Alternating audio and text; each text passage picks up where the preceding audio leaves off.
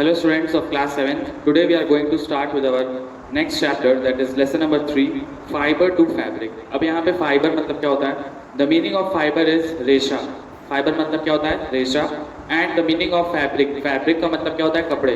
सो इस चैप्टर में हम ये देखेंगे कि जो रेशे हैं उनसे कैसे कपड़े बनाए जाते हैं. ठीक है, रेशों से कैसे कपड़े बनते हैं. सो ये इस पूरे चैप्टर की थीम है. फिर इस चैप्टर में हम पढ़ेंगे कि क्या क्या स्टेप्स फॉलो होते हैं, कौन तरह के वूल्स होते हैं, सिल्क होते हैं, ये सारी चीज़ें पढ़ेंगे.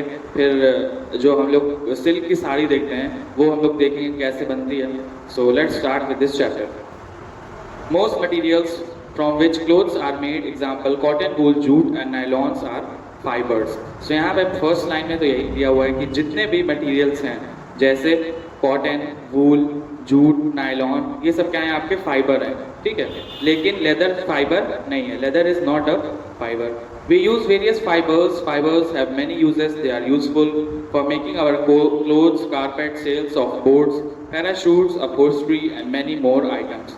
So जो हमारे फाइबर्स हैं बहुत ही ज़्यादा हमारे लिए काम आते हैं. क्यों काम आते हैं? बिकॉज इन्हीं फाइबर्स से हम सबसे पहले तो क्लोथ्स बनाते हैं. ठीक है, फाइबर से सबसे पहले हम लोग क्या बनाते हैं? क्लोथ्स. फिर आपकी कारपेट्स जितनी होती हैं, पैराशूट्स होते हैं, ये सारी चीज़ें, जितने भी कपड़े की चीज़ें होती हैं, कर्टन्स, ये सारी जो चीज़ें होती हैं वो बनती हैं आपकी फाइबर्स से. ठीक है, fibres are classified into 2 categories, natural and artificial. So यहाँ पे जो फाइबर्स हैं they are bifurcated into 2 broad categories. कितने कैटेगरीज में डिवाइड किया गया उनको?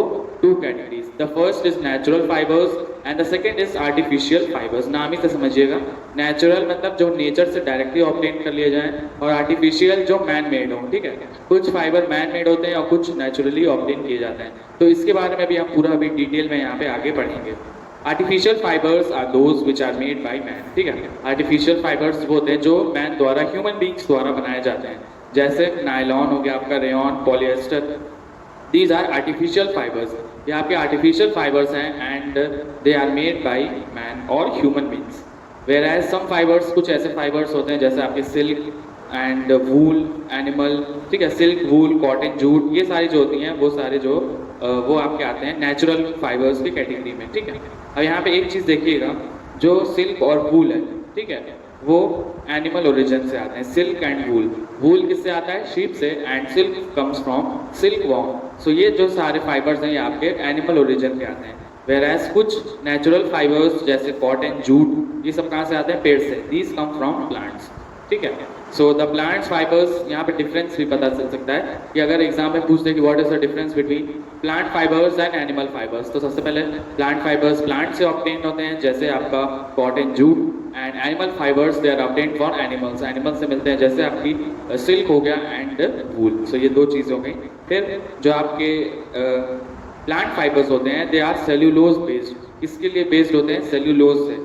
एंड द एनिमल फाइबर्स क्या होते हैं? They are based on protein. वो प्रोटीन पे बेस्ड होते हैं बाय नेचर. ठीक है, अब नेक्स्ट आते हैं vegetable fibres and animal fibres. अब हम इसको थोड़ा और ब्रॉड तरीके से पढ़ेंगे. So these include cotton, the mostly used all textile fibres, flax, help, jute etcetera.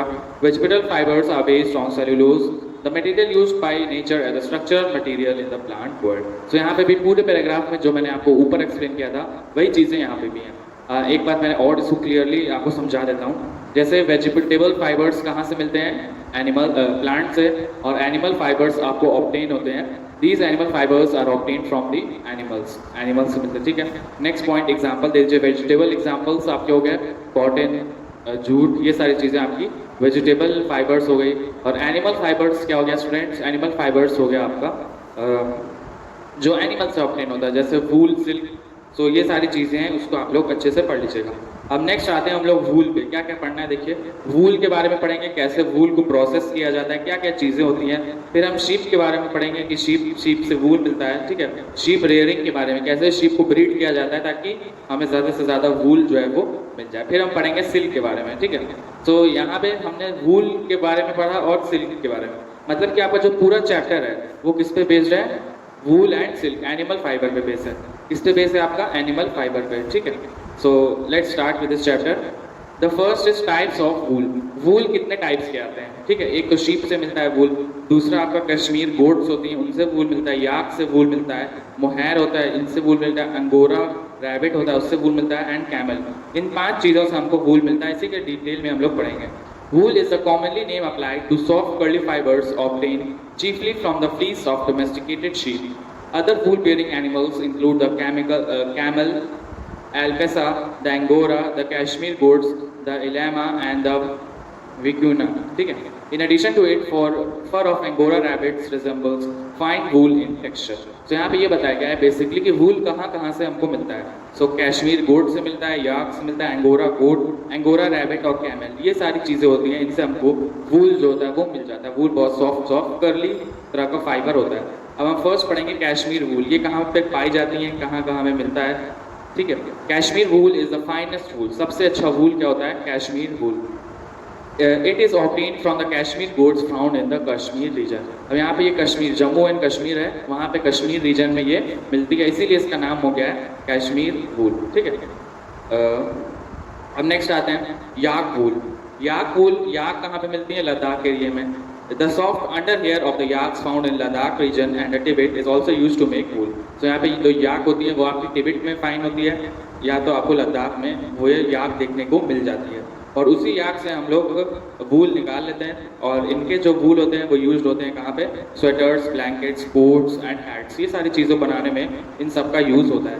फिर होता है next mohair. Mohair, the fleece taken from Angora goats is a very tough and strong. ठीक है। सो जो मोहैर होती है गोट, वो एंगोरा गोट के से ही ली जाती है। ठीक है, उन्हीं की प्रजाति की एक प्रजाति होती है। Angora goats are found in Ankara and Turkey. ये कहाँ कहाँ पाई जाती हैं, एंकारा एक जगह है वहाँ पे, और टर्की, यहाँ पे ये दोनों जगह पे ये मिलती हैं। अच्छा, दूसरी चीज़, एक चीज़ आपने और ध्यान दी होगी कि जितने भी गोट्स बनी हुई हैं सब ऐसे एरिया में फाउंड की जाती हैं, ऐसे एरिया में मिलती है जहाँ पे ठंडक ज़्यादा होती है, जहाँ पे ठंडक ज़्यादा होती है। तो वही जो वूल होता है उसको प्रोटेक्ट से, मान लो ठंडक में स्वेटर पहनते हैं, वैसे ही वो उनका 360 डेज, उनका 365.5 डेज पूरा वो ठंडक में रहते हैं। सो वहाँ पे क्या होता है स्टूडेंट्स की, जैसे हम लोग स्वेटर पहनते हैं, वहाँ पे जो वूल होता है वो उनको गर्मी देता है। और जितनी भी ये सारी चीज़ें हैं कैमल को छोड़ के, ठीक है, वो सारी जो चीज़ें हैं वो, सॉरी कैमल भी डेजर्ट, कैमल को छोड़ के वो सारी चीज़ें आपको ठंडी जगहों पे मिलती हैं। फिर नेक्स्ट है आपका angora wool. Angora wool is obtained from the angora rabbit. Angora wool कहाँ से मिलता है, एंगोरा रैबिट। फिर नेक्स्ट देखिए कैमल वूल। कैमल वूल भी आपको कैमल से मिलता है, और बहुत सॉफ्ट एंड फाइन टेक्सचर का वूल होता है ये सब। ठीक है, बहुत ही फाइन टेक्सचर, मुलायम होता है, और वो कोट्स और स्वेटर्स बनाने के लिए काम आता है। ठीक है। अब नेक्स्ट आइए वूल प्रोसेसिंग, कि वूल को कैसे हम लोग प्रोसेस करते हैं। The first step is sharing. सबसे पहले क्या होता है, शेयरिंग। शेयरिंग मतलब कि जैसे गोट है उसके ऊपर वूल लगा हुआ है, तो आप उस एक इंस्ट्रूमेंट से जितने भी वूल हैं उसको आप लोग निकाल लेते हैं, उसी को हम कहते हैं शेयरिंग। ठीक है। The fleece is peeled off from one piece. The sheep need to be protected from rain for a day before shearing. 3-4 चीज़ों का ध्यान रखना पड़ता है। सबसे पहली चीज़ कि जो शीप है जिससे भी आप वूल निकाल रहे हैं वो एक दिन पहले बारिश में भीगे नहीं। अगर वो भीगेगी तब आप उसका जो वूल है उसको काट नहीं पाएंगे। वो एक मशीन आती है, मशीन से लेके पूरा उसको एक बार में उसकी जो वूल है वो निकाल लिया जाता है। द नेक्स्ट स्टेप क्या होता है, the next step is washing the raw wool. ठीक है, अगला स्टेप होता है क्योंकि जो शीप का वूल रहता है वो बहुत गंदा रहता है, उसको हमें साफ करना रहता है, तो उसको वॉश कर दिया जाता है ताकि जितने भी गंदगी है, इम्प्योरिटीज़ है, वेजिटेबल मैटर है, वो सब उसमें से निकल जाए। ठीक है। नेक्स्ट क्या है, अब वूल जो है वो भीग गया होता है, अब उसको ड्राई करना होता है। ठीक है। सो ड्रायर होते हैं, ड्रायर आपने देखा होगा कि बाल ड्रायर से सुखाया जाता है। सो वैसे ही शीप को भी, शीप का जो वूल है उसको भी सुखाया जाता है with the help of dryer. उसके बाद द नेक्स्ट इज अलग अलग टेक्सचर में उसको ब्लेंड कर दिया जाता है। जैसे कुछ वूल है उसको येलो कलर से रंग दिया जाता है, कुछ वूल है उसको रेड कलर से रंग दिया जाता है। सो अलग अलग वूल को अलग अलग टेक्सचर दिया जाता है। ऐसा तो होगा नहीं कि सिर्फ एक तरह का कपड़ा हो। We want different colours of clothes and these different colours are based on one's taste. ये टेस्ट के ऊपर होता है, किसी को रेड कलर अच्छा लगता है, किसी को येलो कलर, किसी को व्हाइट कलर। सो जो वूल होता है उसको क्या किया जाता है, अलग अलग कलर से उसको डाई कर दिया जाता है। ठीक है। नेक्स्ट स्टेप क्या होता है, These fibers are then rolled over on one another। फिर उसको एक दूसरे के ऊपर रोल करके एक धागा बना दिया जाता है। ठीक है। एंड द नेक्स्ट इज धागा बनाने के बाद उसको क्या किया जाता है, the strands, the fine strands are gently twisted into rope like strands. जब धागा बन जाता है उसको, जैसे आपने रस्सी देखी होगी, ऐसे रस्सी को 2-3 रस्सी को मिला के उसको टेढ़ा करके एक रस्सी बनती है। वैसे ही क्या किया जाता है कि जो वूल के धागे हैं, 3-4 धागे को मिला के एक रस्सी की आकार का उसको शेप जो है वो दे दिया जाता है, ठीक है। एंड आफ्टर दैट जो वो स्ट्रैंड्स होते हैं उसको कंबाइन कर दिया जाता है। These strands are combined and उसको स्पिन करने के लिए तैयार कर दिया जाता है। And after that the wool is passed through a system of wire rollers to straighten the fibers and remove any other thing. So यहाँ पे जब उसको स्पिन किया जाता है उसके बाद उसको स्ट्रेट करना होता है, ठीक है। जब वूल स्ट्रेट होगा तभी ऑटोमेटिक उससे कपड़े बन सकते हैं। तो उसको रोलर्स में रोलर्स लगाए जाते हैं। इससे क्या होता है कि जो वूल टेढ़ा होता है वो स्ट्रेट भी हो जाता है और अगर उसके अंदर कुछ इम्प्योरिटीज बची रहती हैं वो भी आपकी साफ हो जाती हैं। एंड आफ्टर दैट जब वूल तैयार हो गया अब आपने उसको कपड़े में रूप में उसको बिन दिया, ठीक है। अब यहाँ पे कुछ कैरेक्टरिस्टिक्स दी हैं, उसको पढ़ लेते हैं। वूल्स के फाइबर कहते हैं रफ होते हैं बहुत। Some woollen fibres of rough while other are extremely soft. तो सबसे पहले कैरेक्टरिस्टिक्स ये है कि कुछ वूल के फाइबर स्मूथ होते हैं, सिल्की होते हैं, और कुछ वूल के जो फाइबर होते हैं वो रफ होते हैं। And after that curls of the wool fibre creates pockets and give the wool a spongy feel. तो वूल को आप कभी छुएंगे तो जैसे स्पंज में फील आता है, दब जाए फिर अपनी जगह पे वापस आ जाती है, वैसे ही आपका जो वूल होता है उसमें वैसे ही आपको फील आएगा, ठीक है। एंड आफ्टर दैट जो वूल होता है, बेसिकली वूल आपका ठंडक में पहना जाता है। वूल कब पहना जाता है? ठंडक में। अब वूल ठंडक में पहना जाता है तो जितने भी बॉडी की हीट होती है वो वूल के अंदर ट्रैप हो जाती है। हीट जो है, गर्मी जो है बॉडी की, वूल के अंदर ट्रैप हो जाती है और आप जब वूल पहनते हैं इसीलिए आपको गरम एहसास होता है। आप वूल को अगर आप खींचेंगे तो वापस से अपनी पोजीशन पे आ जाएगा। Wool can be shaped and tailored. उसको हम कोई भी शेप, कोई भी साइज उसको दे सकते हैं। Wool is dirt, flame, wear and tear resistant. मतलब ना ही वो जल सकता है, ना ही उसमें आग लग सकती है, गंदगी से भी दूर रहता है, ठीक है। नेक्स्ट अब हम आते हैं शीप रेयरिंग। वूल हमें चाहिए, किससे चाहिए? शीप से। सो शीप को किस तरह से आपको ब्रीडिंग करनी चाहिए ताकि शीप को ज़्यादा नुकसान भी ना हो और हमें प्रॉफिट भी हो जाए और एक नेचुरल सिस्टम में हम उसको जो वूल है उसका यूज़ कर सकें। Sheep and goats are important livestock for India. Sheep rearing and breeding play an important role in the livelihood of small farmers and landless labor. So sheep किनके पास रहती है? जो छोटे छोटे फार्मर होते हैं या उनके पास, या तो जो लैंडलेस लेबर, लेबर मतलब जो मजदूर होते हैं जिनके पास जमीन नहीं होता है, लैंडलेस लेबर, ठीक है। They are kept in pens और अ पैस्चर लैंड। उनको पेन्स में रखा जाता है या उनको एक पैस्चर लैंड है वहाँ पे उनको रख दिया जाता है। नेक्स्ट है स्टूडेंट्स सिल्क।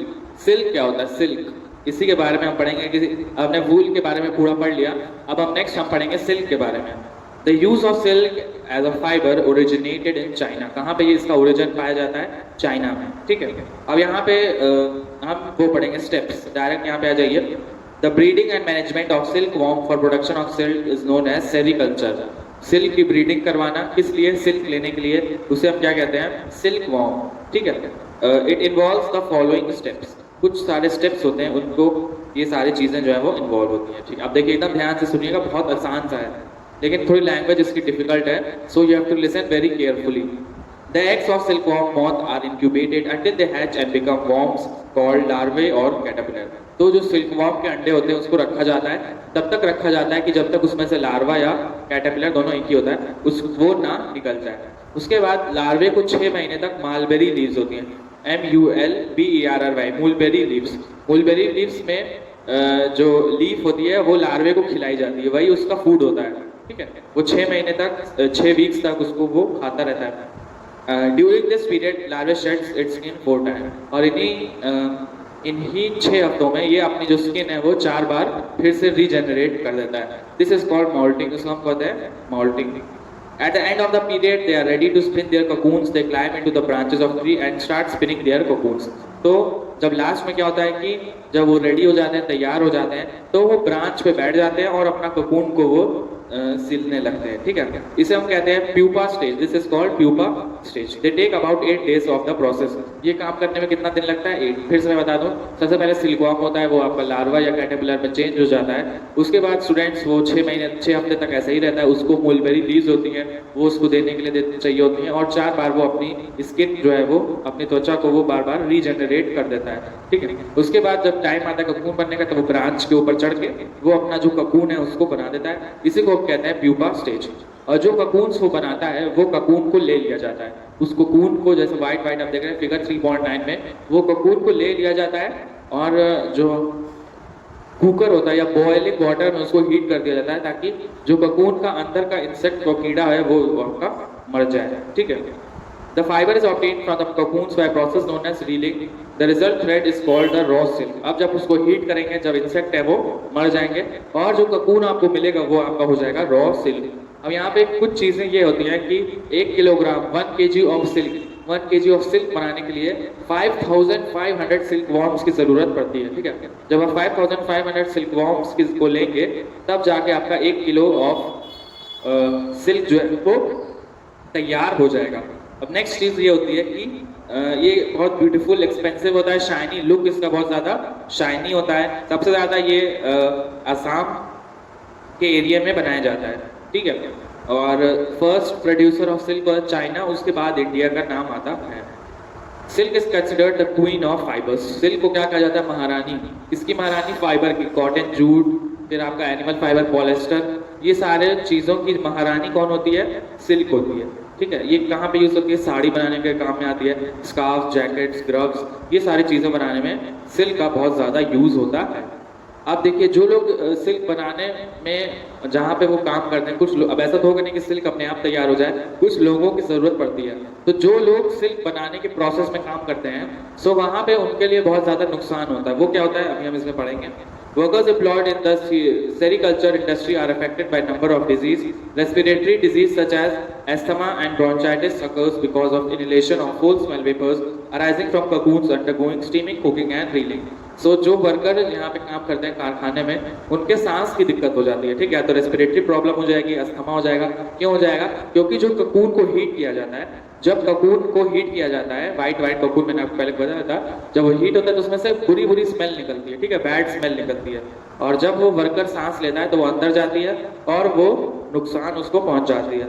सिल्क इन्फेक्शन भी हो जाते हैं, स्किन इन्फेक्शन भी हो जाते हैं। क्यों स्किन इन्फेक्शन होते हैं? क्योंकि बार बार आपको उसमें हाथ डाल के उसको निकालना पड़ेगा।